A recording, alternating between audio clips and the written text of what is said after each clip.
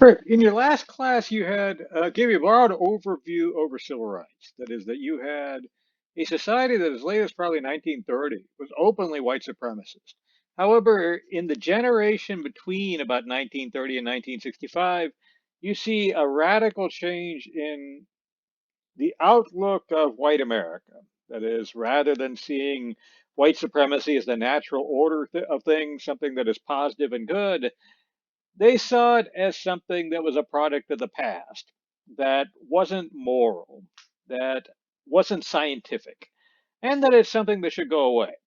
However, where we ended that class is with the idea that although you have probably had a consensus of white America who thought that by 1965, they weren't in a hurry to get rid of it because they were in a society where, like I said, was cradle to grave segregation. They enjoyed the benefits of that society and were in no hurry to give them up. So, if you wanted to actually change that society, the change would have to come from people who weren't benefiting from it. And that by and large would be black people. That is, African Americans are going to organize and their movements are going to force action in the United States towards against racial segregation and towards kind of the world that we live in today. So I want to go into today what it is that how African Americans saw their position in America, why they would wind up and during this time focusing in on integration as their ultimate goal. We'll define that in a little bit. What strategies did they use? And we're going to see that it's going to be an evolution from primarily relying on the law to primarily relying on civil disobedience. And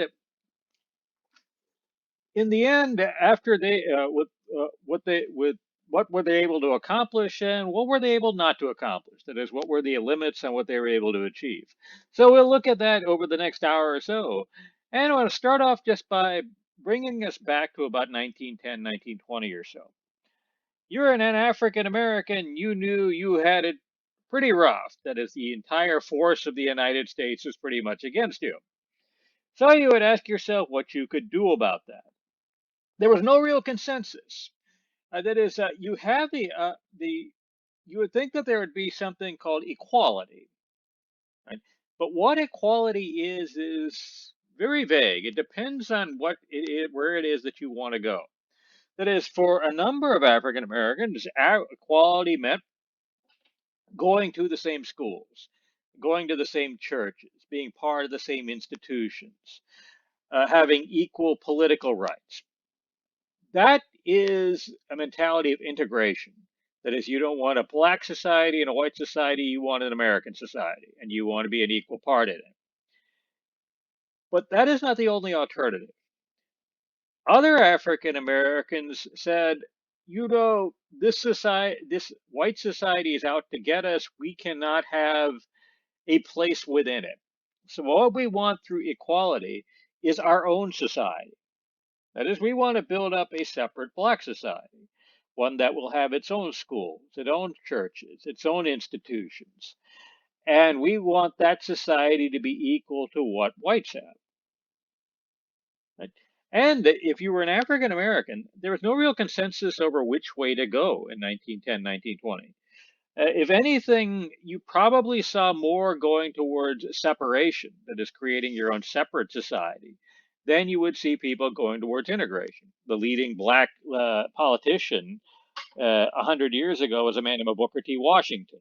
He believed in separatism. That is, he said blacks should withdraw from white society, withdraw from white politics, create their own societies, run them well, prove themselves, and then they could deal with whites as equals. Right? You also saw radicals thinking on the same ideas. A good example of that is Marcus Garvey. Garvey came from Jamaica to study under Booker T. Washington in the Tuskegee Institute, a black university in Atlanta. Washington, however, died when he got there. This was in 1914. So Marcus Garvey went on his own. He created in the 1920s something called the Back to Africa movement, sorry, which said that since blacks would never get an equal shake in white society, that they should go back to Africa.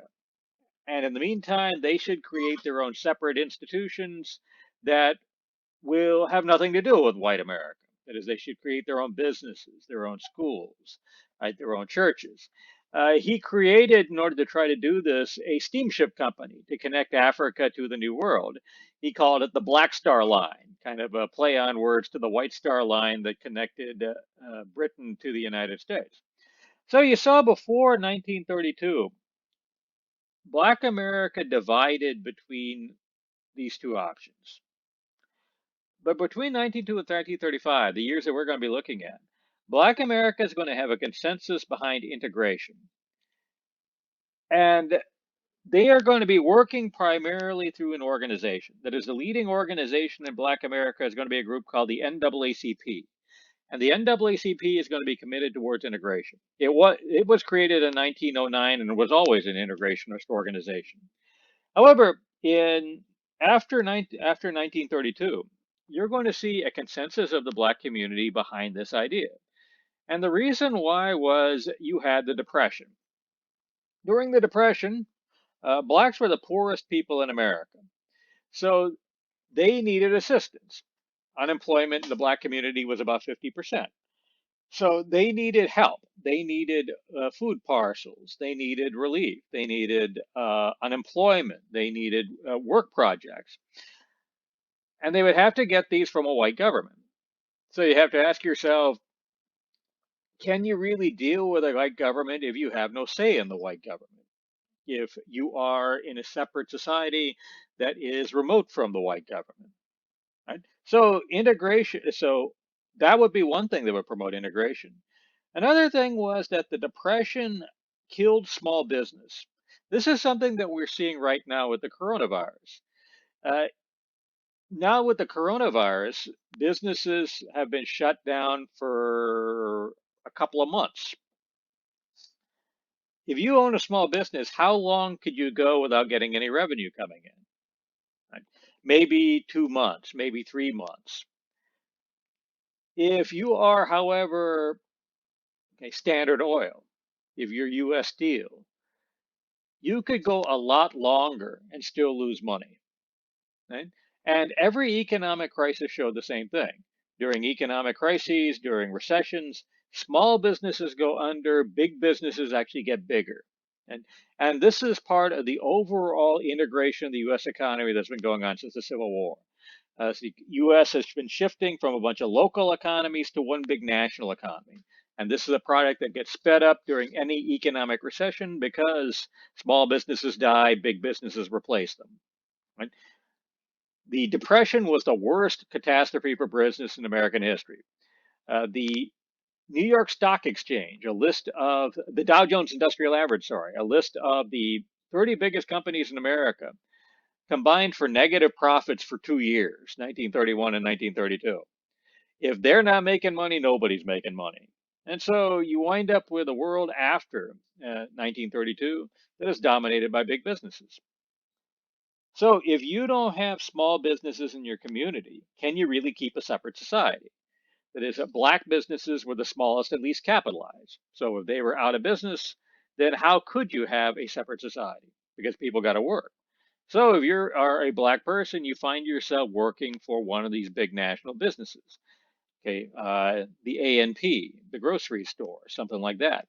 And if you're working for one of those businesses, you can't afford the luxury of considering yourself a separate society because you're not. You're working for an institution that is dominated by white, so you have to have an equal say in it. So integration during this generation is going to be the dominant idea. The NAACP is going to be the leading voice for integration. And the NAACP and the strategy for integration is going to be achieved by the man you're looking at here. His name is Thurgood Marshall. Thurgood Marshall, from the early 1930s until the 1960s, was going to be the legal counsel of the NAACP. And he's going to try to get a strategy to achieve integration. The strategy is essentially going to be sue your way to freedom. He was a lawyer and he thought the law was the way to achieve integration. Right? This was a strategy that appealed to the NAACP because the NAACP was primarily a middle class organization. If you were a school teacher in the segregated schools, you were probably a member. If you were a minister, you were probably a member. So the organization tended to skew older towards family people, towards people who had some property and people who had something to lose. These types of people don't like risks. So you're not going to see this type of a middle class organization saying we got to use revolutionary violence. They're not going to be launching general strikes. They're not going to be launching protests, but might get reprisals against them. And for them, the law sounds like a good thing. It sounds like a something that is active, but something that won't bring the force of the government down on them. So they're going to follow a legal strategy. And this is going to be true from the 1930s to the 1950s. Marshall is going to develop that strategy. And his strategy is going to be centered around reversing a court case. That court case is Plessy versus Ferguson. Right? And I want to explain what I mean. In 1867, the United States put into its Constitution the 14th Amendment. The 14th Amendment said that all people in the United States are guaranteed due process of law, meaning the law has to treat everybody but the same. So if that's the case, it would seem that a law requiring black people and white people to go to different schools would be illegal. A law requiring black people and white people to ride on different trains would be illegal. A law requiring black people and white people to use different restrooms would be illegal. Right? If the law has to treat everybody the same, that can't happen. So what would happen next? It seems straightforward. You sue, you say the segregation laws violate the 14th Amendment, they're overturned, the end. The problem with that plan was it was already tried. Right? In the 1800s, there were a series of court cases that said racially discriminatory laws violated the 14th Amendment. The Supreme Court decided on those court cases in the Plessy versus Ferguson decision of 1896. And in the Plessy versus Ferguson decision, the Supreme Court ruled that racial segregation laws did not violate the U.S. Constitution. They said that they were legal under the 14th Amendment if the laws created institutions that were separate but equal. Right? So, according to the Supreme Court in Plessy versus Ferguson, a state could require racial segregation in schools if the law created black schools and white schools, and that these schools, though separate, were equal. The law could require segregation in railroad cars, as long as it created black cars and white cars, and that these cars, though separate, were equal. The law could require segregated bathrooms, as long as it created bathrooms for black people and white people, that though separate were equal. Right? Their reasoning behind this is tortured. Right? And today, if you read that case, their reasoning is ridiculous. But that was the law. So if you're Thurgood Marshall, that is your problem. You have to figure out a way to get the Supreme Court to admit it was wrong in Plessy versus Ferguson. So if you were him, how would you do it? Well, a good place to start is to look at the segregated institutions and show that they're not equal. Right? States were spending far more money on white schools than they were on black schools. Large parts of the rural South didn't even have schools for blacks. I know the town I grew up in, Rusk, Texas, didn't build the black school until 1950. Right? So if you're having a segregated system and the law says that the segregated facilities have to be equal, sue and prove that they're not equal. So that was the first phase of Marshall's campaign. He launched a series of lawsuits showing that the segregated facilities were not equal. This program climaxed with the case of Sweatt versus Painter. The Sweatt in Sweatt versus Painter was He-Man Sweatt, probably the greatest name in the history of the United States after only Babu. Right? He-Man Sweatt was a mailman, which would probably be the greatest first line in the history of literature if it was ever in a book. He-Man Sweatt was a mailman in Houston, Texas. However, In 1946, he wanted to go to law school. So he applied to the only law school in the state of Texas in 1946. It was the University of Texas Law School in Austin. So he filled out an application, sent it up to the UT. The UT approved his application. But after they approved it, they noticed that there was a question on the application he didn't answer. The question was, what is your race? Okay. Heman Sweat, as you can see, is black. So when he told that to the University of Texas, they denied him admission because the University of Texas by law in 1946 was for whites only. Right?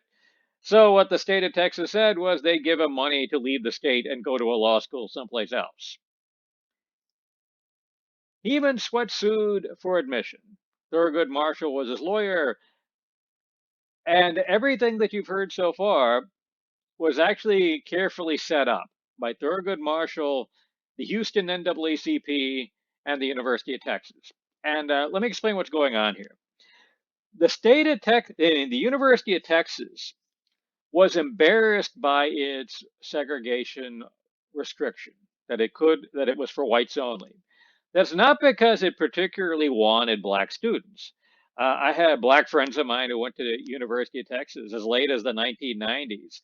They said the University of Texas was a pretty hostile environment. I understand that's not true anymore.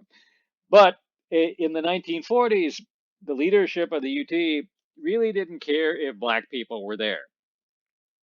What they cared about was their image. That is, the University of Texas saw itself as a world-class institution. They thought that their equals were Harvard, were Yale, were Stanford, okay, were Oxford. And all the other world-class institutions used to make fun of them because they were segregated.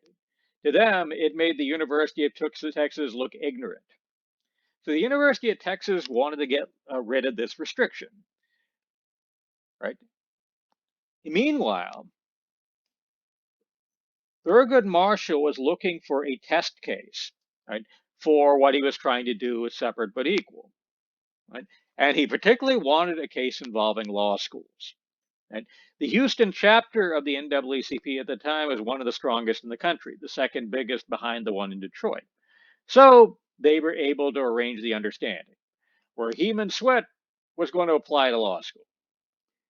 The University of Texas would look at his admission without the race box checked. So when they denied him admission later, the only thing that would be argued was that he was denied admission off of his race, right? Not any other type of qualification. Right? This went to the Supreme Court, and the Supreme Court ruled that Texas was in violation of the Sweat versus Painter decision. That is, although it required segregation in law schools, it didn't create a separate but equal law school for blacks. So it ordered that Heman Sweat be admitted to the University of Texas Law School, the end. Until the legislature got involved. The Texas legislature met in special session, and in that special session, they created a new law school. That new law school was going to be at Texas State University. And Texas State University was the separate but equal version of the University of Texas. If white people went to UT, black people went to Texas Southern. It's in Houston, near the University of Houston today. So Heman Sweat would spend the rest of the year in 1946 in Austin. But then once that year was over, by then the Texas Southern University Law School would be finished and he would be sent there, and the state of Texas would have honored its commitments under Plessy versus Ferguson. You'd have a law school for blacks in Houston, a law school for whites in Austin. They would be separate but equal, the end.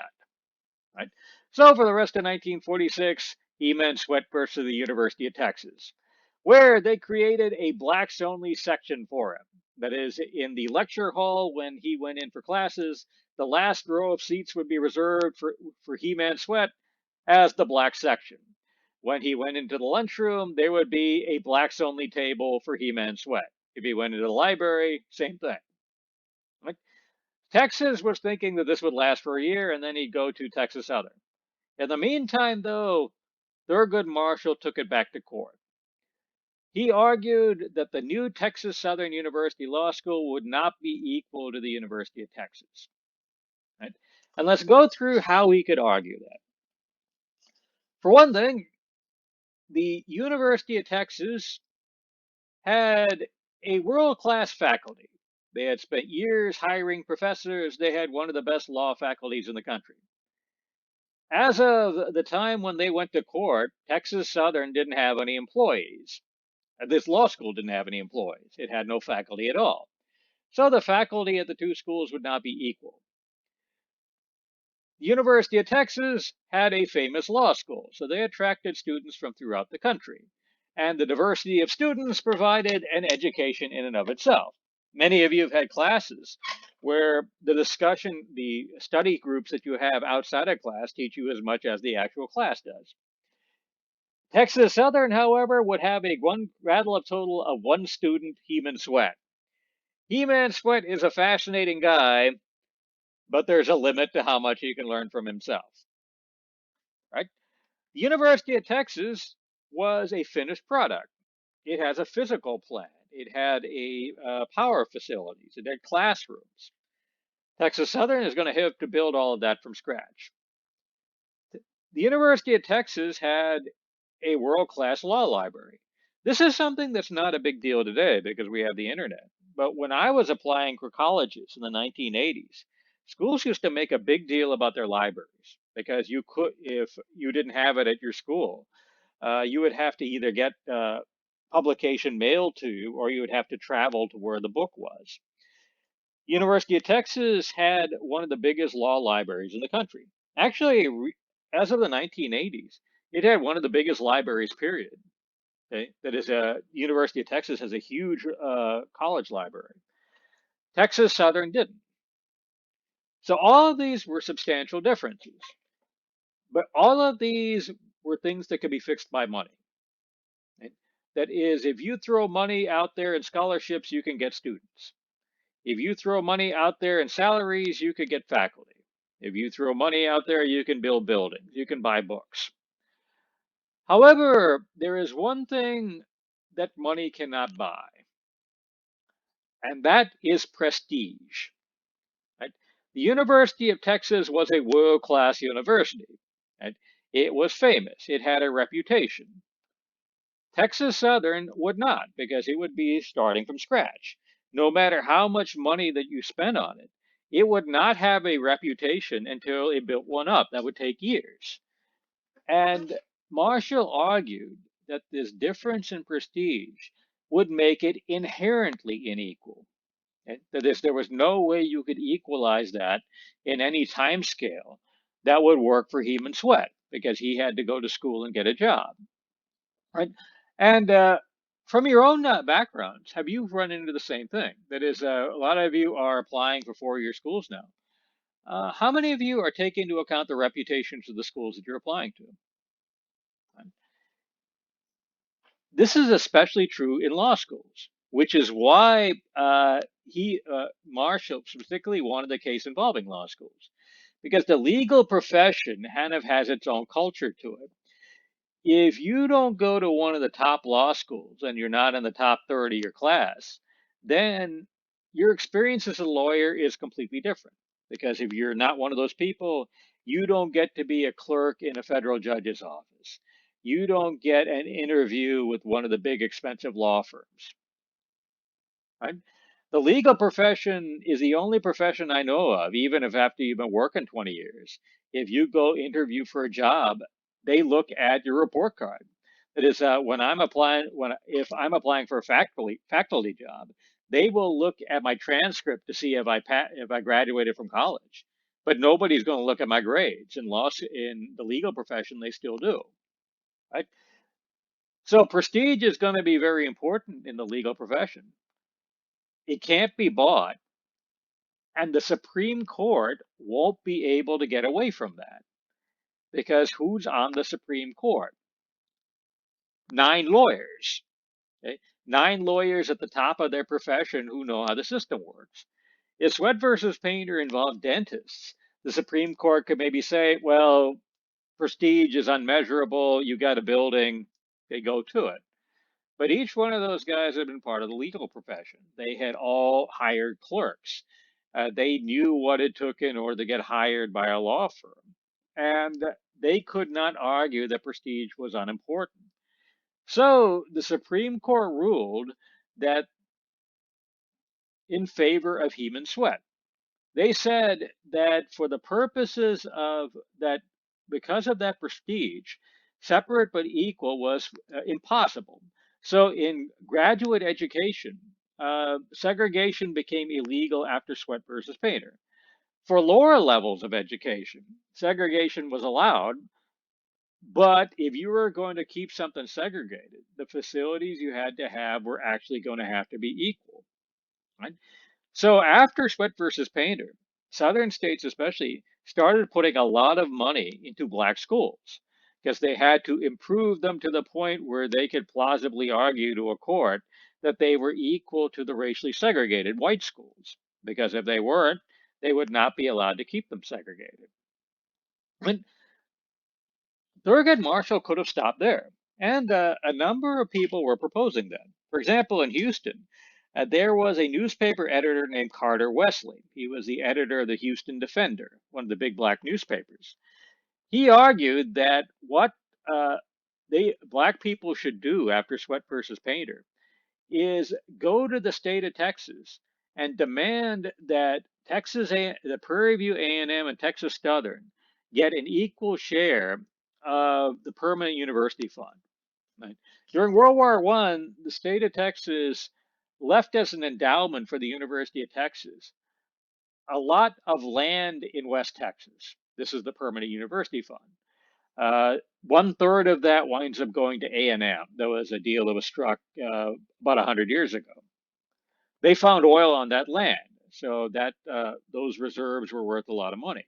So what Carter Wesley was proposing was, if Texas wants to keep UT and A&M segregated, they, by the way, would remain segregated until the 1960s below graduate school, that they would have to give their black equivalents half of their endowments.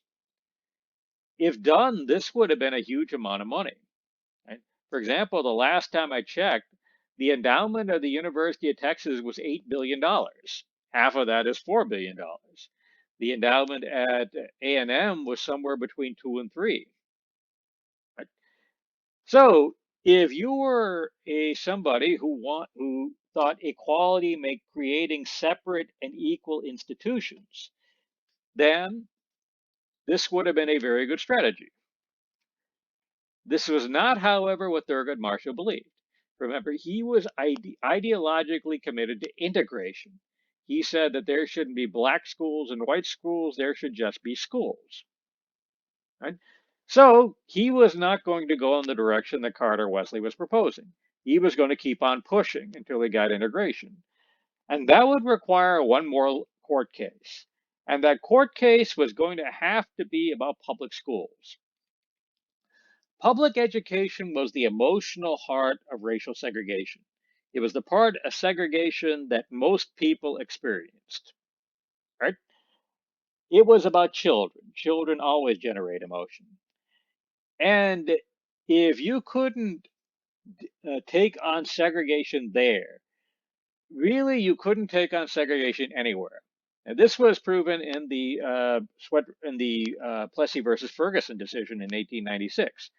At that time, most states had racially segregated public schools. And the Supreme Court said, well, if you can segregate public schools, why can't you segregate railroad cars, which was what the Plessy decision was about.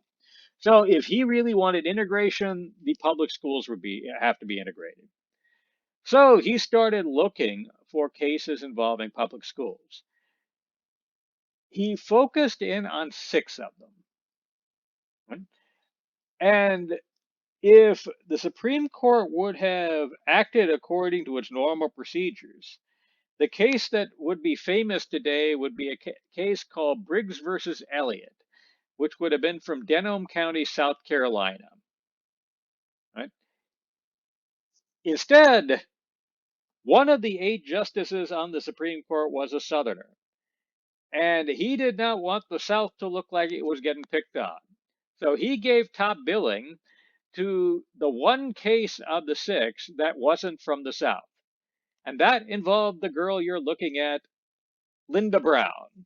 Right? Linda Brown was from Topeka, Kansas. Right? And when she turned 5, her parents wanted to take her to school. Right? Her father was a local minister, Oliver Brown. There was a school in their neighborhood. So they went by to her school, that school, to register her. However, as you can see, Linda Brown is black. And this neighborhood school was for whites only. So instead of going to that school, they were going to bus her to an all black school a half an hour away. The Browns took them to court. And in 1955, this got to the Supreme Court. The state of Nebraska argued that the school she was going to was identical to a white school. Right? That is, the school she was going to was brand new. So it had the best facilities. The teachers in it were paid the same as the teachers in the white school. So they said, any way you can measure it, the education she's getting, although separate, is equal to what a white student the same age would be getting. In order to beat that, Marshall had to use things that commonly weren't used before. That is, he turned to the social sciences. One of the things he turned to was history. He got a couple of historians, uh, C. Van Woodward and what was the other one's name? I'm totally drawing a blank. But he got a couple of historians to write up for a brief for the Brown decision, Histories of Segregation. Woodward's brief became a book called The Strange Career of Jim Crow, which talks about how the segregation laws evolved out of populism in the 1890s. It's a book that is not all that easy to read, but it is a fascinating book. Anyway, he didn't wind up using history though. Right? Instead, he wound up focusing on sociology. Particularly, he was focusing on a study involving dolls. The man in the suit's name is Clark Heim. Clark Heim in 1955 was one of the leading sociologists in the country. For some reason, African American intellectuals tend to be attracted to sociology. It's always been a field, even during the heart of segregation, where you saw a number of prominent black black members. For example, the leading black intellectual in the early part of the century, a guy named W.E.B. Du Bois, was a sociologist, wrote a very famous book called The Philadelphia Negro. But anyway, Clark Heim here was one of the leading sociologists in the country in 1955. And he did a landmark study involving dolls. This is how it went. You might have run into this if you've ever taken sociology or psychology. He took a bunch of children, both black and white, and handed them dolls, one black doll and one white doll. He then asked the children to make a bunch of value judgments about the dolls. Like, say, which one is the pretty doll, which one is the ugly doll, which one is the smart doll, which one is the dumb doll, so on and so forth. And what he found in this study was that the children, regardless of race, whether they were black or white, associated the positive characteristics with the white doll and the negative characteristics with the black doll. Heim argued that this was the inevitable result of segregation, right? Because he said children recognize what's going on. They are being separated on the basis of race, and they assume that there's a reason why. And the reason why is because the black students are inferior. Right? So if you're this black student, you are getting that message every day, right? As would be your corresponding white student to explain why you weren't there. And Thurgood Marshall is going to argue that this inherently is going to mean that a segregated experience can't be equal. Right? Because let's look at it from this perspective. Say I'm a teacher, I got two different classes. Right? The two classes are exactly the same. They're in the same room. They have the same projector. They're saying the same pictures. They have the same teacher. They get the same jokes. I never change them. But say there's one difference between the two classes. When I come into yours, I come in and say, "Good morning, idiots. I know that you people are too stupid to understand anything I'm going to say to you for the next hour. However, it's my job to do it anyway, so I will. So do the best you can and try to follow along with the limited amount of intellectual capacity that you have." If I started off that way and then the rest of the class was identical, how would that impact how you would uh, deal with the class? Well, some of you, it would just reject everything I said afterwards. That is, once I insulted you, you would just tune me out.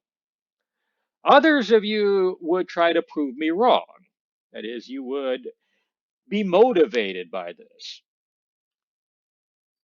But some of you would just take me seriously. That is, if the guy in the suit says I'm an inferior, I must be an inferior.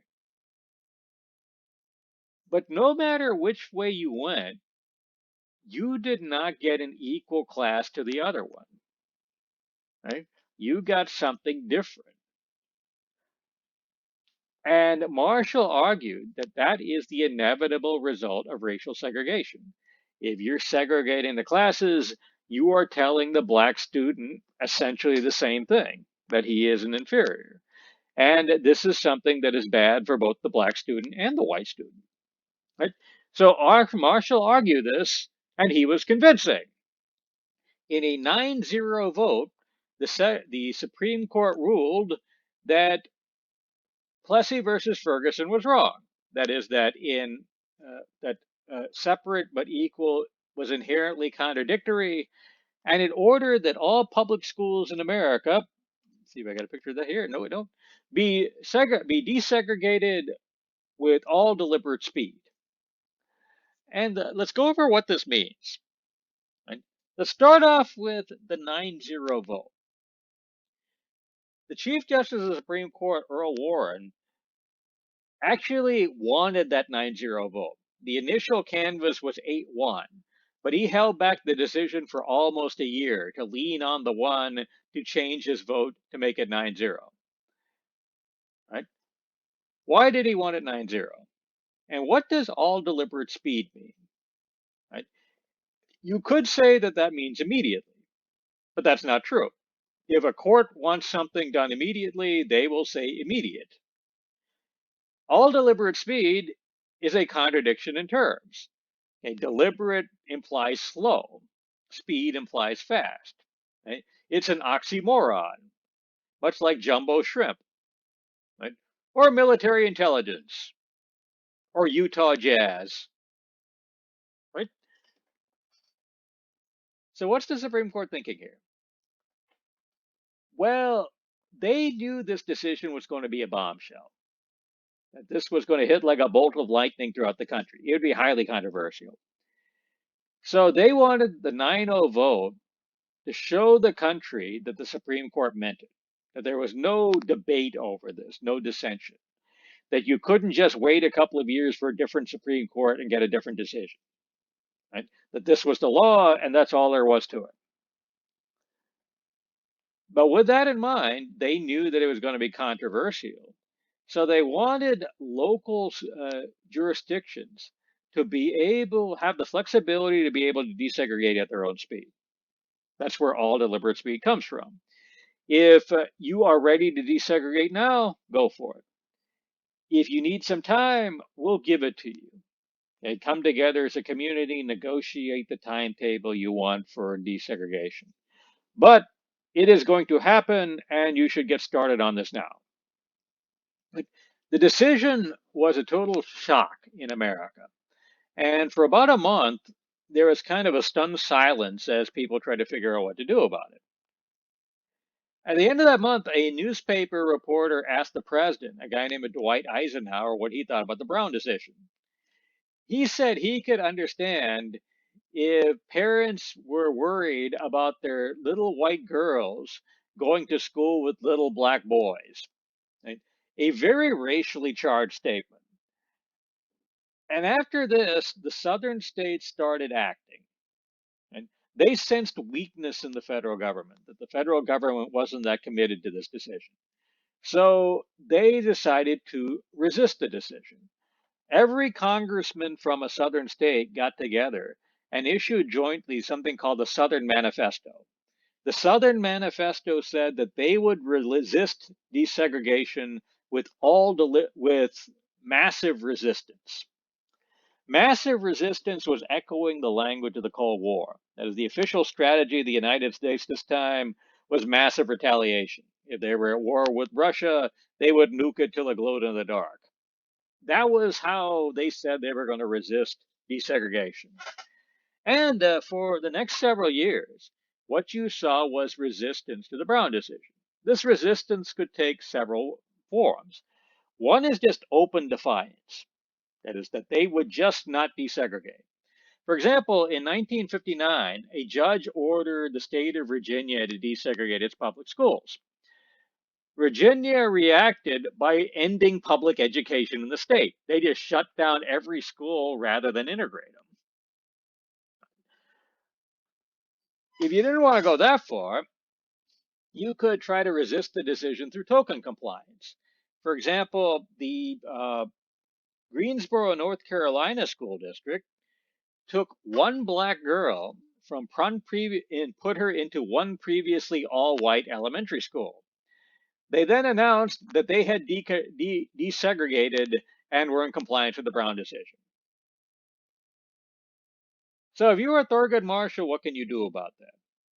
Well, you file another lawsuit. That lawsuit gets to the Supreme Court, Brown versus Education is reaffirmed. And its results are ignored too.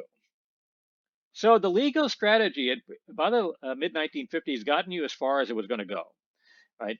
It had taken away the legal foundation of racial segregation. But if the local states weren't going to honor the decisions, then segregation was going to continue. You were at an impasse. So what you needed were new tactics, a new strategy, something that would push desegregation further. And those new strategies were going to center around the idea of civil disobedience. And civil disobedience by the 1940s was well known in America.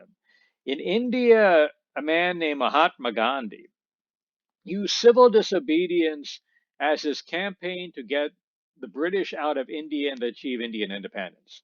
What civil disobedience means is you non-violently disobey laws. Right?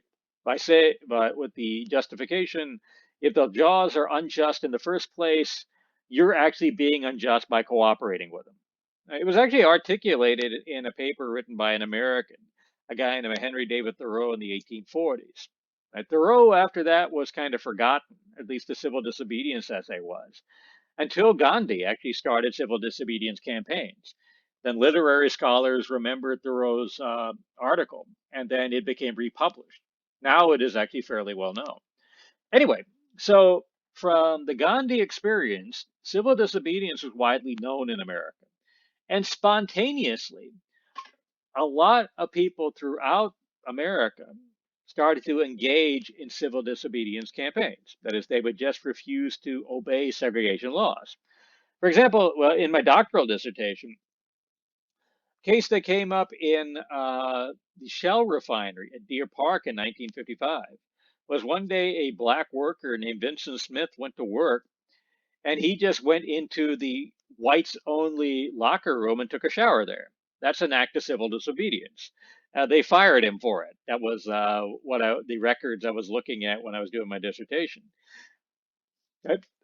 In Rusk, Texas, where I grew up, which is country with a capital K, there was a mental hospital. There was a blacks only wing of this mental hospital. The mental hospital had no black employees. the state said there were no blacks qualified to work in that mental hospital. If you ever worked in a hospital, you know that's a total joke. They got people from doctor down to janitor working there, all kinds of skill levels. So the black inmates, sorry, at the mental hospital, actually rioted and took the the superintendent of the hospital hostage. Right? They demanding that the hospital hire black people. So if even crazy people know that things got to change, you are seeing a great deal of desire for to use kind of these types of strategies in order to affect changes. Brown actually heated that up because the Brown decision created a lot of expectations of the black community, expectations that were not being met yet. So this was the situation in 1957. And in 1957, a woman named Rosa Parks rode a bus. Right? Rosa Parks was a church secretary in Montgomery, Alabama. Montgomery, Alabama had a racial segregation ordinance on their buses. If you were white, you would enter the bus from the front door. If you were black, you would enter from the black door. So if you were black, you would get in through the back door. You would seat the bus from the back to the front. If you were white, you would enter from the front door. You would seat the bus from the front to the back.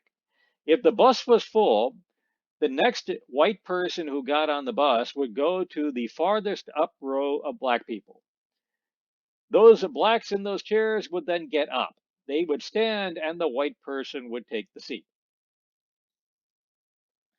In 1957, Rosa Parks was riding a bus. She was sitting in the seat that was farthest up in the bus.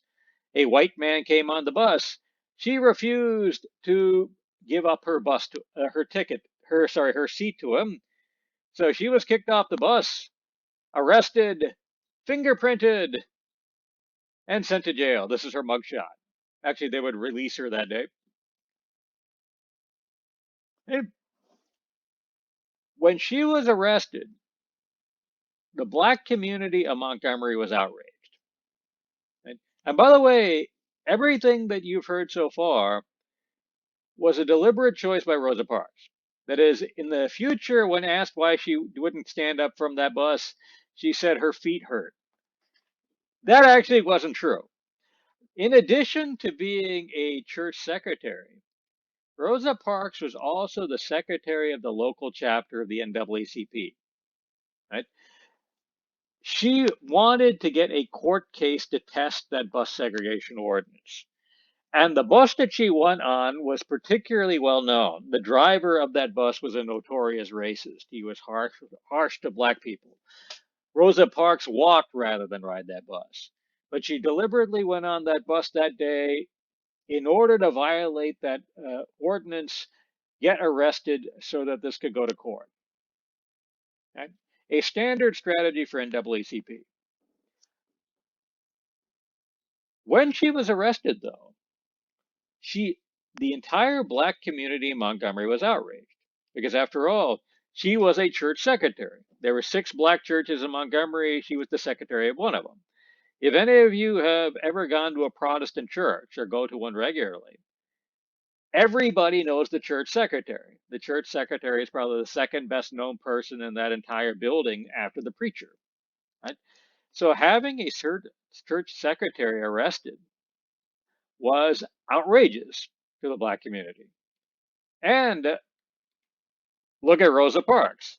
Does this look like a master criminal to you? So when she was arrested, black people all over the town were angry.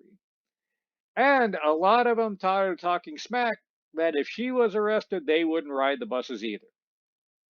And a lot of people talk, and then nothing happens. However, the next morning, the buses in Montgomery rolled empty. And they would roll empty the day after that, and the day after that. Right? So Rosa Parks's act winds up creating a much larger spontaneous act of civil disobedience. An entire community is now boycotting the buses in support of her. Once this gets started, the local black community decides to try to keep the boycott going. That is, they could use this as a tool in order to try to get that bus segregation ordinance changed. They figured if they were going to do that, rather than being spontaneous, the boycott would have to be organized because after all, people got to get to work. So somebody's got to be giving them rides. You would have to have carpools organized. The people who did the driving would have to be compensated for gasoline, for tires, for maintenance. Right? So money is going to have to be raised. So you're going to need a lot of organizing in order to do this.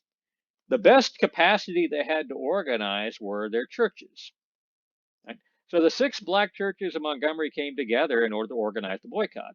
For those of you who are a church member, your church probably does the same thing with other churches and things like missions, like sending a missionary somewhere, or in a clothing drive or a food drive, right? Or to bring in a revival, or to hold a conference. Here, they're going to be doing it for social action. So they decided that one of their ministers, one of the six, would have to head it. So they would have a leadership structure, somebody at the top. So the ministers got together and decided that the new minister in town should be the face of the boycott. He was the minister of the Ebenezer Baptist Church. Right? Why him? Well, for one thing, he was the new guy. Since he was the new guy in town, he didn't have a chance to make any enemies yet. If any of you have ever been around preachers, they're like old married couples. They've got feuds going back for years, oftentimes over who went to lunch and didn't pay for it. I, but also, since he was the new guy, if the white community went medieval on him, he had the least to lose. So the newest minister in town, the guy who just started up at the Ebenezer Baptist Church, gets to lead the boycott. His name was Martin Luther King Jr. Martin Luther King Jr. is one of the most famous people in American history. And he got publicly known basically by accident. He just happened to be in the right place at the right time. Right? He was chosen really for all the wrong reasons. That is, that they figured that he was disposable. However, he turned out to be an inspired choice because he was somebody who was very telegenic. And he was a handsome man. He was a very good speaker. And he had a strategy for where to take these boycotts, for where to take civil disobedience. It was a strategy laid out in a worldview that he called the beloved community. That is, King was somebody who, if you knew him in 1957, you would not think that much of. His father was a famous minister, and it was pretty obvious that he had talent. But he also would seem to be kind of a spoiled, shallow man. That is, in a world where most black people were poor, his daddy was the biggest minister in Atlanta, so he grew up with money. In a world where a typical black person didn't have shoes, he got a new pair every year. And in a world where a typical black person would be deprived of education, he went to college.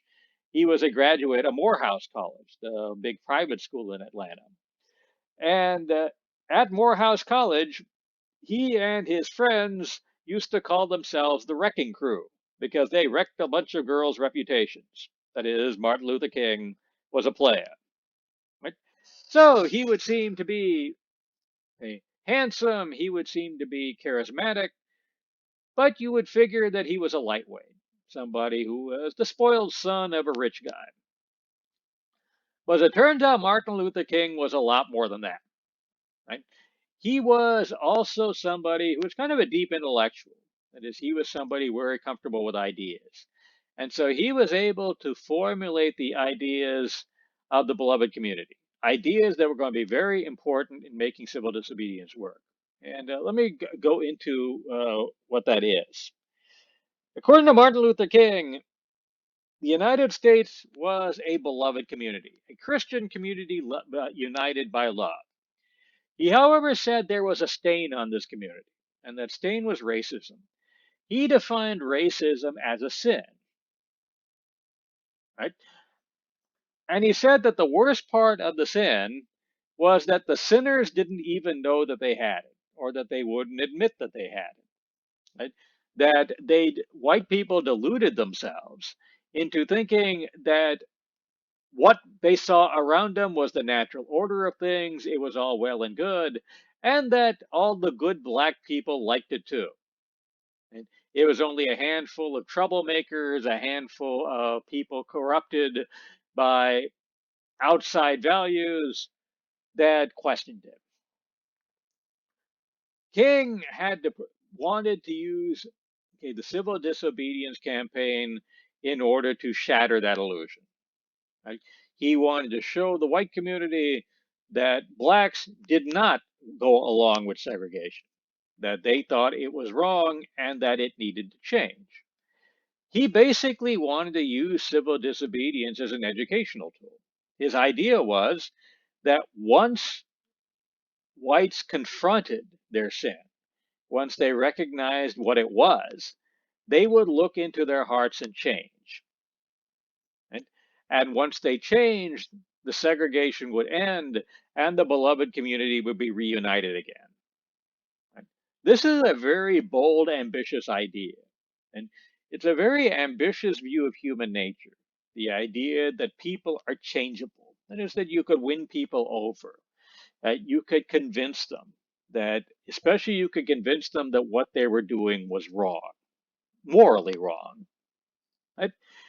So King was using these civil disobedience as that kind of an educational tool. For him, civil disobedience was not an expression of anger. It was not an expression of defiance. It was not even a show of strength. It was a way to wake people up. Right? The word the Christian ministers use for this is the teachable moment.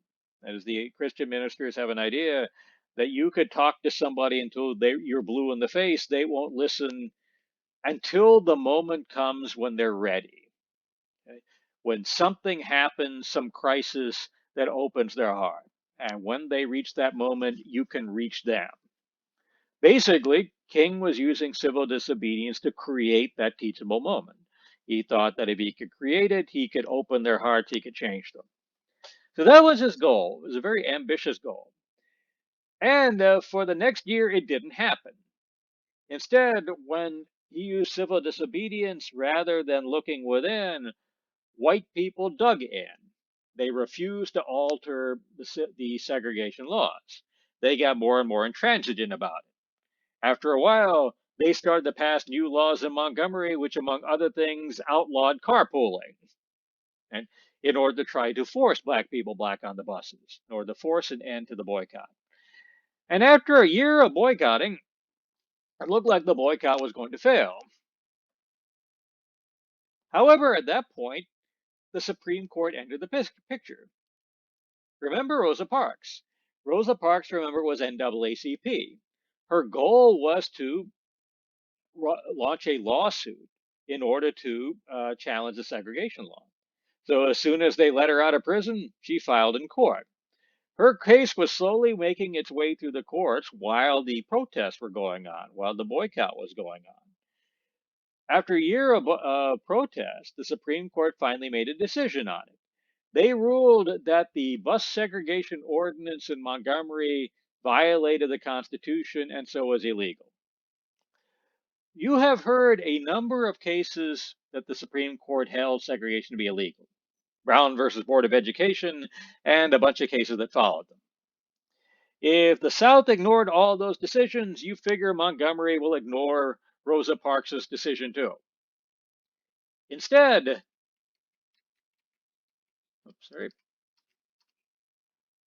they gave in. Right? That is, once the Supreme Court issued the decision, the city of Montgomery ended the segregation law, and the buses rolled the next day. Why did they give in on this one when they dug in on other court decisions? It was because of the boycott. Right? That is, to them, the court decision now, rather than being the court telling them what to do, the court was a face-saving way out because the boycott was hitting them pretty hard.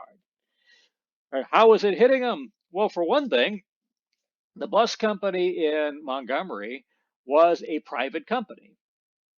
It found out during the boycott that 80% of its riders were black. How's your business going to do losing 80% of its customers? Right? So the bus company was begging the city to do something, to give in to the protesters so that the buses could roll again. Right? But they weren't the only business that was suffering as a result of the boycott. Right? During the boycott, you had within Montgomery a bunch of stores. The black community, while they were boycotting, protested out in front of the stores. So these stores are being hurt by a lack of black customers. But also they're being hurt by a lack of white customers. How are white customers hurting them? Well, say you are a middle class woman, white woman in Montgomery. You could go into the store in town, or you could get in your car and drive to the next town. Driving to the next town would probably take you about a half hour. Normally, you would prefer to go to the store in Montgomery. But what happens if there's a protest in front of the store where a riot may or may not break out? Then you look at the decision differently. So the stores in Montgomery were losing business. Those store owners were also pressing the government to do something, to cut a deal. Right? In addition, Montgomery had a chamber of commerce. They were trying to attract investment from outside places, attract new businesses. These protests were very telegenic. That is, they looked good on TV. So the TV was full of images coming out of Montgomery, right? Black people in suits and ties and Sunday clothes protesting quietly for freedom and non-violently demanding justice. A very romantic image. This made it very difficult for business to put any money into Montgomery. Because after all, if you're a businessman and you have money, do you want that kind of publicity? And do you want to be caught up in Montgomery's problems? Right? So the boycott from all these means is putting a lot of pressure on Montgomery. It's squeezing them economically. It is attracting the attention of the media. Right?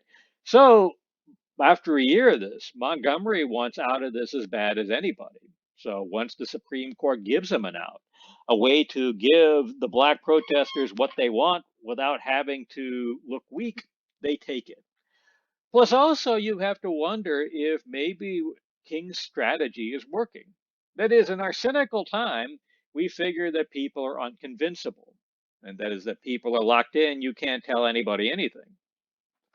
But you got to wonder if after a year of this, some of the white people in Montgomery are saying, this is wrong, okay? Because they are part of that same American society that is evolving over the course of this generation. They are also seeing white supremacy being questioned as unscientific, as immoral. They are seeing what King is asking for, and they're seeing the innate logic in it. So a lot of them will say, will be, well, not maybe say anything, but we'd be in a position where, we have to give up. It ain't the biggest tragedy in the world. Right? So, with the success at Montgomery, civil disobedience becomes organized campaigns. King himself starts launching a series of civil disobedience campaigns throughout the South. Right? And competing organizations would try to do civil disobedience campaigns on their own. And the civil disobedience itself would get more and more direct and more right, confrontational. Right? For example, in 1960, in Greensboro, North Carolina, students at North Carolina A&T launched the first sit-in. That is, they went to was a Woolworths department store, sorry, and they went to the lunch counter. The lunch counter was for whites only. They sat at the lunch counter and demanded to be demanded to be served. Right? And when they weren't served, they came back the next day and did the same thing. This was a standoff that went on for weeks. Right? Angry mobs came to them and poured food on top of them. But they kept on coming. This put a great deal of pressure on Woolworths, and finally, Woolworths desegregated the lunch counter. When this was done, this strategy was widely copied. Right? For example, what you're looking at is four students from Texas Southern. They went to a Weingarten's lunch counter on Alameda Street near Texas Southern and did the same thing in the spring of 1962. They demanded that public facilities throughout Houston be desegregated or they would keep on coming back. So, why I'm showing you this is we want to look now at the effectiveness of civil disobedience. Does it work? It worked in Montgomery, but in a bigger scale, will it? Well, civil disobedience is hard to resist if the people who are launching the civil disobedience are willing to pay the price in order to do it. If they're willing to take the whatever violence is dished out without hitting back, it is very difficult to go against them. And I want to show you a couple of examples of what options that you have. In Houston, when the Texas Southern students announced they were going to launch a civil disobedience campaign centered around sit-ins, the city had two choices. Choice number one was they could give in to the protesters, which was desegregate the city. Choice number two was they could crush the protests. You would think from the greater Houston area that they would pick crush the protesters. But instead, they decided to negotiate. And by negotiate, they had to give the protesters what they wanted. They wound up completely desegregating all public facilities in Houston in 1962. Why they do that? Well, their thinking could be illustrated by their relationship with a group called the National League. The National League is a group that every year picks a champion to play against the champion from a group called the American League in something called the World Series. The National League is the baseball league. In 1962, the National League announced that it was expanding from 8 teams to 10. The ninth team was going to go to New York. It would be called the New York Metropolitans. The 10th team was going to go to Houston, Texas. They were going to call it the Houston Colt 45s. They named the team after their favorite malt liquor. But the National League had race problems of its own. The last thing they wanted was anybody else's. Right? So if these students over here launch a wave of sit-ins throughout Houston, this is going to get on TV. It is going to get widely covered all over the world. And the city of Houston was at that time a very go-go pro-business place. They wanted to attract investment from everywhere, right? Houston was rapidly growing. They had to ask themselves, how much investment are we going to get if we're on TV every day because of these sit-ins? Right? Will investment come in and try to endure this bad publicity? Will they be afraid that one of those protests will turn into a riot? Right? The National League was squeezing them like that. As the National League said, we don't need this bad publicity. If you don't do something about it, we can always move our team someplace else. So Houston, rather than fight to the death over segregation when confronted with these protests, is forced to give up segregation. They wind up announcing that all restaurants, public facilities like it, will be desegregated by May of 1962. Their price was they wanted to make sure that it didn't get on TV, that there was no publicity over it. So local news coverage of this was almost non-existent, right? Because they didn't want to jinx the deal. And you can see how far it went afterwards. Eventually, the Colt 45s would discover that Houston is hot. Go figure. And it has a lot of mosquitoes. The National League didn't like playing there. So rather than play out in the heat, the city of Houston said they would build the Colt 45s the world's first indoor stadium, one that would be fully air conditioned. They called it the Astrodome. The team renamed itself the Astros in order to better fit the building. And when the Astrodome opened in 1965, it was the first public building in the state of Texas that was never racially segregated. If you had money, you could sit anywhere you wanted. Right? And to build the Astrodome, the Harris County set aside a portion of the contracts for minority contractors. Right? That was a big shift from just 1962. And they felt that they had to do this shift rather than face the publicity that a civil disobedience campaign would bring to Houston. So, one option that you have when dealing with a civil disobedience campaign is to give the protesters what they want. The other option you have is to bust heads. This was the option done in Montgomery, Alabama. Okay? Montgomery, Alabama was the heart of racial segregation. It was the belly of the beast. The most segregated and most intensely segregated places were Alabama and Mississippi. Right? So, sorry, Birmingham, Alabama. I've been talking about Birmingham, not Montgomery. And Birmingham, Alabama itself was considered the heart of the beast because Birmingham had a sheriff named Bull Connor, okay, who was notoriously against civil rights protesters. So sooner or later, if you were going to desegregate the South, you would have to make an appearance in Alabama and Mississippi.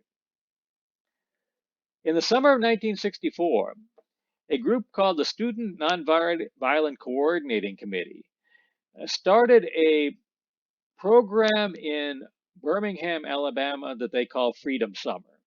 Their goal was to register people to vote in order to put up an alternate slate to the Democratic National Convention. They hoped that by doing that, they could force the Justice Department in order to end the racial discrimination in voting. Remember, blacks were removed of the right to vote in most of the South in the 1890s. This was still ongoing in places like Alabama and Mississippi. Birmingham responded violently. That is, they sent in policemen with dogs. Groups like the Ku Klux Klan came into Birmingham to terrorize the protesters. In September of 1964, one of those terrorists blew a bomb into a church that was being used as a headquarters for the protesters. Right? That building was a church, and the church had in its basement a daycare center. So when the terrorists blew up the building, they killed 4 kids along with it. Right?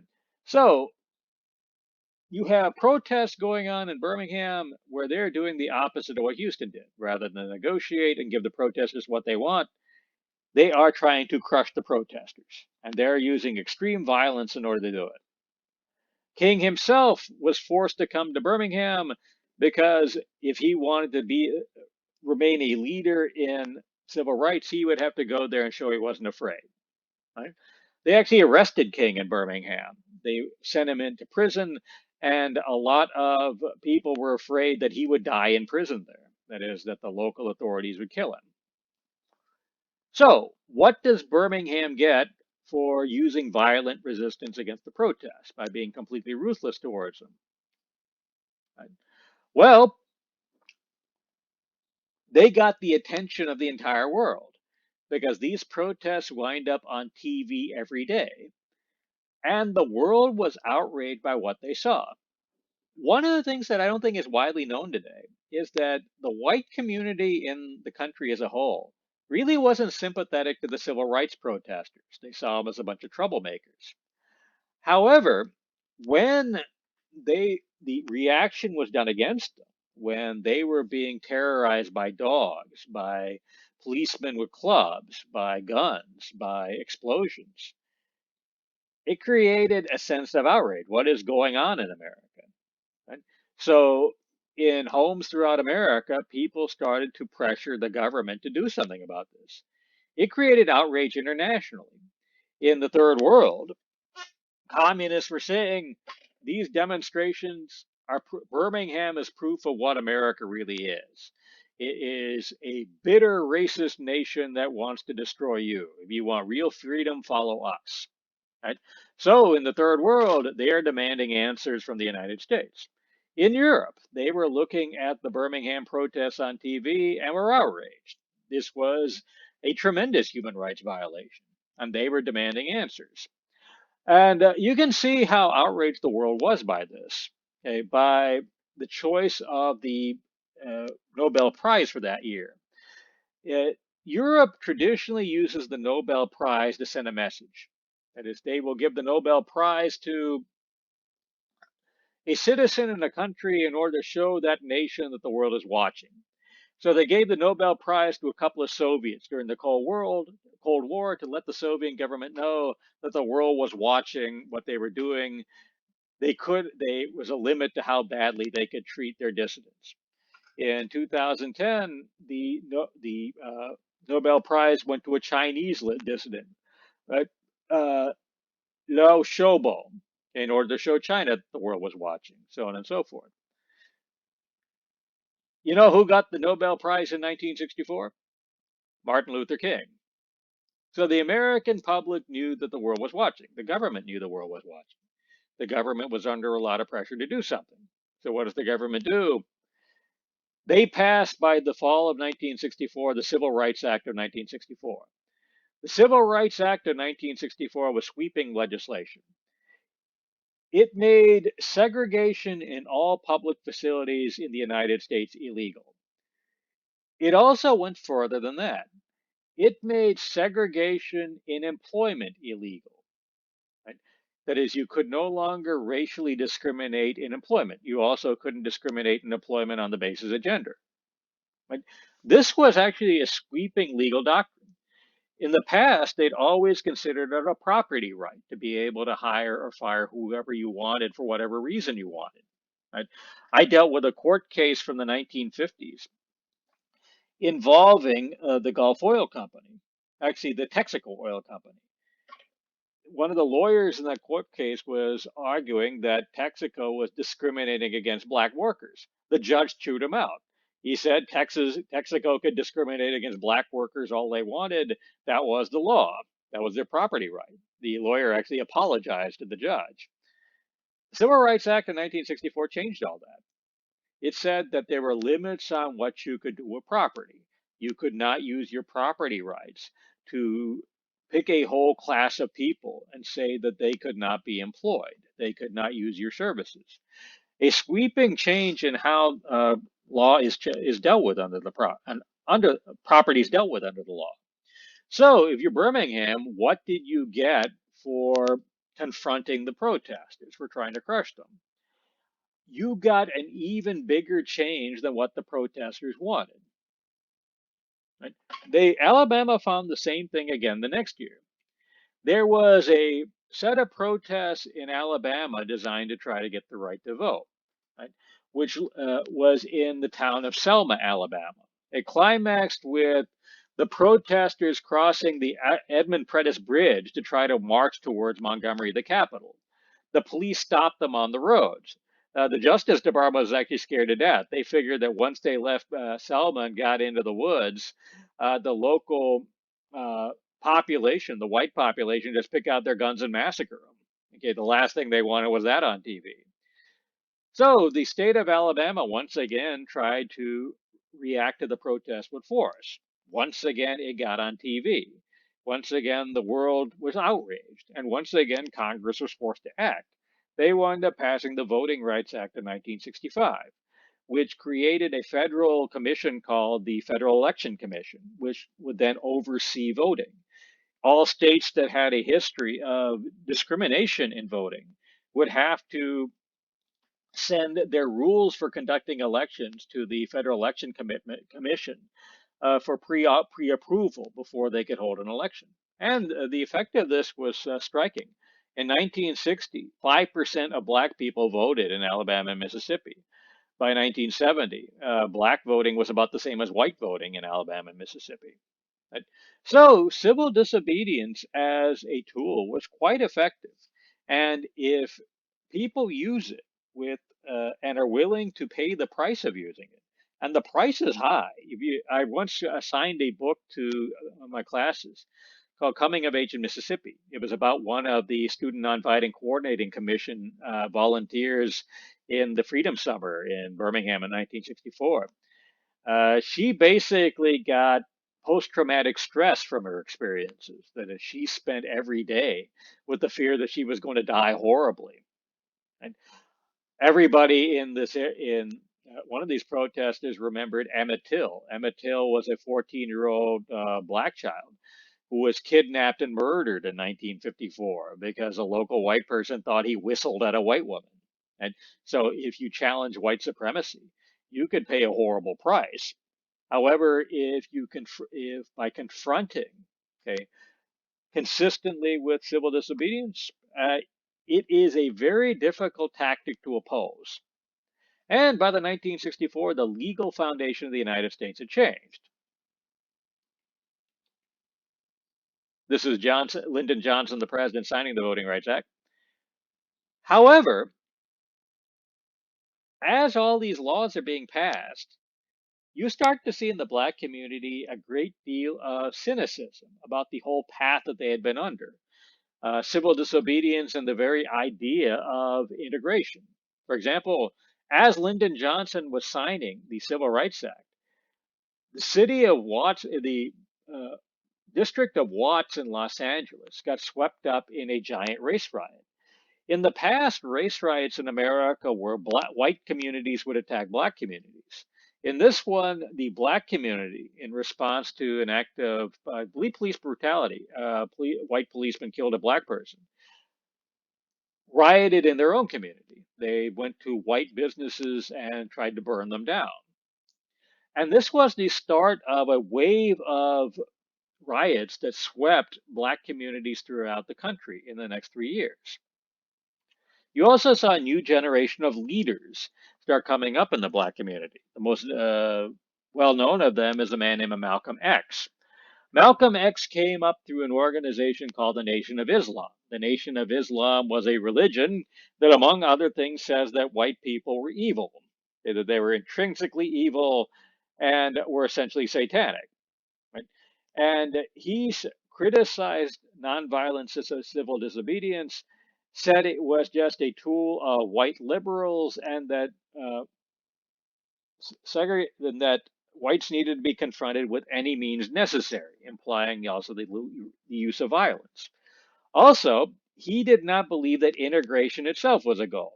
If whites are evil, then you should try to keep your own communities and keep them separate. That was the doctrine of the Nation of Islam, and that doctrine had renewed appeal in the early 1960s. During the Selma protests, one of the leaders of the Student Nonviolent Coordinating Committee, a man named Stokely Carmichael, gave a speech where he stuck his hand in the air and yelled "Black Power." Right? After that, he left SNCC, Student Nonviolent Coordinating Committee, and formed his own organization, the Black Panthers. The Black Panthers would be a self-described militant organization. They were famous for wearing military-style clothing and carrying around automatic weapons. So if civil disobedience is a tactic that's pretty effective, and it has accomplished significant gains with the Civil Rights Act and the Voting Rights Act, why is Black America now getting cynical towards it? That is, in the middle of the 1960s, by 1965, you could see a real end of this consensus towards integration. You actually even started to see a sense of nostalgia towards the old segregated institutions and communities. Right? Why do you see that? Well, hopes were raised by these campaigns. That is, people expected their lives to change. And a lot of them found that as a practical matter, their lives did not change very much. Right? Because remember, the law was not the only source of segregation, of white supremacy. You also had customs, what they called de facto segregation. You had an entire cradle to grave system of segregation. Although that stuff wasn't legal anymore, it was still there. And let's go through an example from, say, Houston. In 1962, all the restaurants are now desegregated. So, say you go to the Red Lobster. You go up to the Red Lobster, the greeter will greet you at the door. A waiter will take you to a table. The waiter wants a tip, so he will suck up to you while you are there. He will bring out that metal scraping thing and scrape the breadcrumbs off of your table. The waiter will bring out those cheese biscuits. The cheese biscuits at the Red Lobster are very good. They will bring out your lobster. You will get dessert. It's all good. And then when the meal is over, you will get a bill. When the bill gets there, you will remember that you are still poor. Because after all, you are the product of a racially segregated world. You have a segregated education. You have a segregated job. You're making 55 cents on the dollar to what a white person is making. Although all of that stuff is now an anachronism, you're still living in a world that was created by it. And you expected all that to change, and it didn't. So the commitment behind the civil rights movement really breaks apart by the late 1960s. And when we're looking backwards today, we're still trying to assess what it accomplished and what it didn't. Right? On the one hand, you could look back at the civil rights movement with a great deal of cynicism. For example, you look at the America of today, a lot of those de facto institutions survived. You can go to suburbs around America and you could still see them racially segregated. And this is a picture, what you're looking at here is two pictures which kind of show you what I mean. This picture is from 1968. A police officer was involved in the killing of a black person in Baltimore, Maryland. A massive demonstration broke out against it. And here is the National Guard here poised in order to try to limit the demonstrators. This is Baltimore from, I think, 2012. Right? In 2012, a man named Freddie Gray went into a police wagon. He did not come out. That is, he died in police custody of a spinal injury. And a violent demonstration broke out against it, and here is the law there to try to limit it. When, if you remember, say, the demonstrations in Missouri, right, in 2014-15, the demonstrations around, say, the deaths of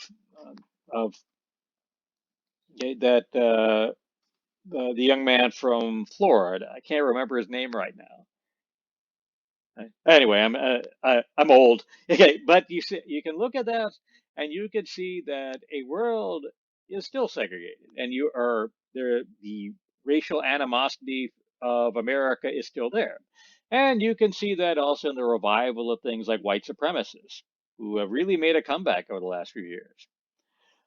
But also, you could look at the world today, and you could see how successful those campaigns were. That is, you all grew up in an America, and an America where you had friends of all backgrounds. You went to school with people of all backgrounds.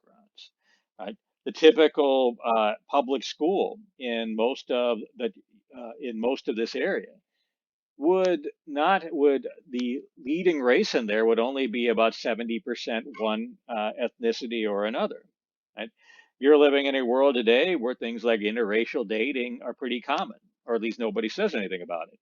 Interracial marriages in the United States were legal in most states until 1969. Even when I was in high school, if you looked at the public opinion polls, they had a lower opinion of interracial marriages in 1980 than the United States of today has about gay marriages. When I was in high school, if you saw an interracial couple, they went to a restaurant, they got stared at. This is something that today would seem bizarre. Right? So you all have had experiences, personal experiences, where you have not seen the level of racial animosity of 50 years ago in your lives at all. It'd be very difficult for you to comprehend it because it just isn't part of your experiences. It just looks bizarre. Right? We live in a world where the United States elected a black president in 2008. And we live in a world where you are currently taking a class from somebody who is not white. This is not something that is really a big deal today. But if you were in this class in 1960, I don't think any white student would actually take the class because it would be an insult to be taught something by somebody who wasn't white. Okay? It would be a real challenge to white supremacy. People don't look at the world differently. So we're living in a world now that is seeing the legacy of the civil rights movement. In some ways, the civil rights movement across a great deal. In other ways, their accomplishments were limited, and we shall see over the next generation how that evolves. And there's one final picture I want to show you, which kind of shows you where we're at right now. This is an ethnic map of the greater Houston area. Each different color is showing where a different ethnicity has a plurality, that is the largest group. The areas here in purple are where you have a white majority. The areas here in orange are where you have a black majority. The areas here in blue are where you have a Hispanic majority. The areas here in green are where you have an Asian majority. Well, not a majority, but plurality. So if you look at this, you can still see a great deal of segregation. However, the degree of the segregation itself is a lot less intense than you would think. For example, this over here is Magnolia. Here is Tomball. This area is pretty purple, but the level of purple here would indicate that this area is somewhere between 70 to 90% white. But the standard of the greater Houston area, which is actually, I think, a majority minority now, that is pretty white. But if you go into a place like Indianapolis, if they've got 20% of the population non-white, they talk about how diverse they are. That is, this level of integration would have been considered utopian in the 1960s. So here you get another example of kind of the mixed bag of today. It's much less segregated than it was in the past. The segregation itself isn't seen as something good, something natural, something to be strived for, right? But it is still segregated, and we will be taking this world into the future. And by the way, if you go to the website over here, justicemap.org, they have basically integrated the census to the map systems. So you could go all the way down to the census block level, the census tract, in order to see kind of the demographic composition of an area. So if you type in your address, you could see the demography of your neighborhood. It's kind of interesting stuff. So anyway, with that, let me stop this subject and we'll go on to another subject in a little bit.